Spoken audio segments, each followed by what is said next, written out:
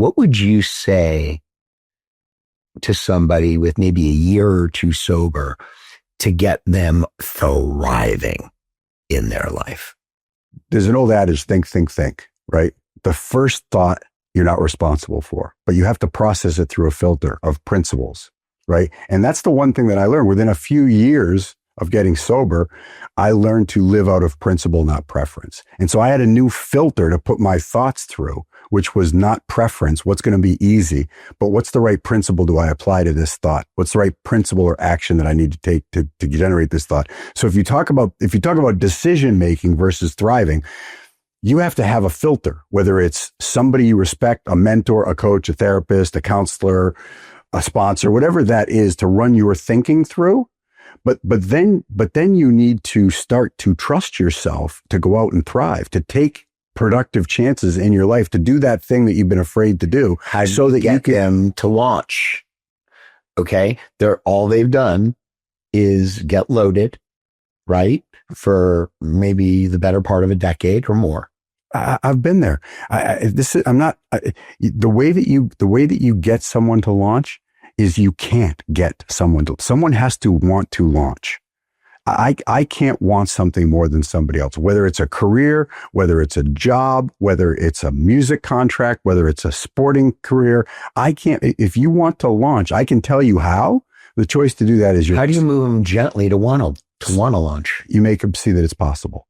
You show them that it's possible. And I think that's the one thing that I got, Rich, that I still have today is hope.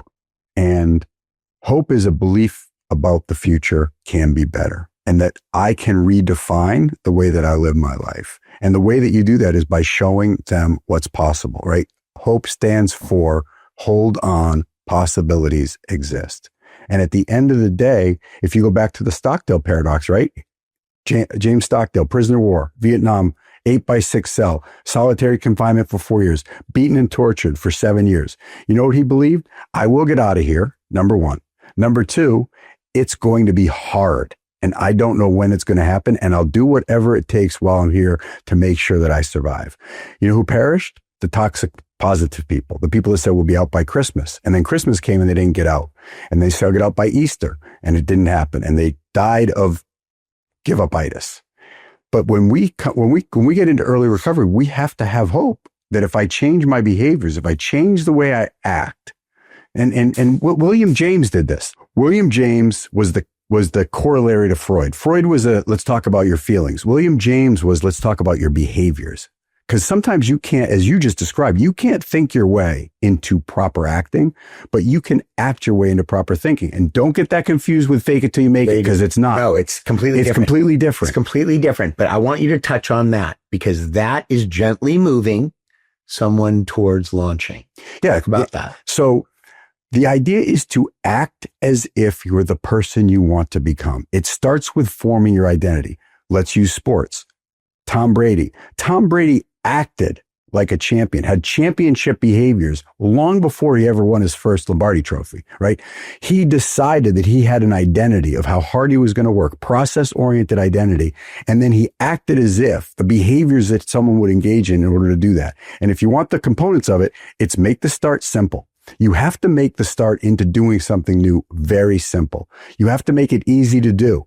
You have to do it consistently, and you have to celebrate it that's like me. People take on these huge things when they get, and this isn't about early sobriety, by the way. This is anybody looking to launch in life. That's right. You want to make this start very simple. Then you want to get the reps in of doing it, do it consistently, and then celebrate it. That's like me. We're out of time. Please subscribe on YouTube, click the thumbs up, and leave a comment. Please subscribe on Apple Podcast and Spotify, and leave a rating and a review. And share the We're Out of Time podcast with others you know who will get value out of it. See you next Tuesday.